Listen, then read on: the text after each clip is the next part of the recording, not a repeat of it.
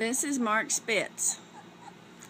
And for a bit of trivia, did you know that Mark Spitz ended up being a dentist after his Olympic career?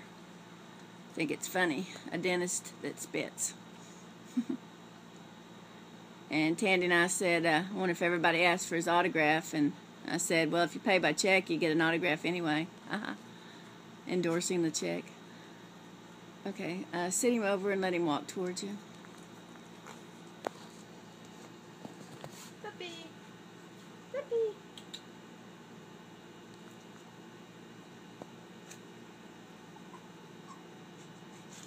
Good boy.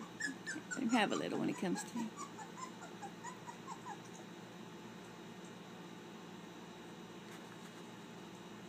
He's 3 weeks old now.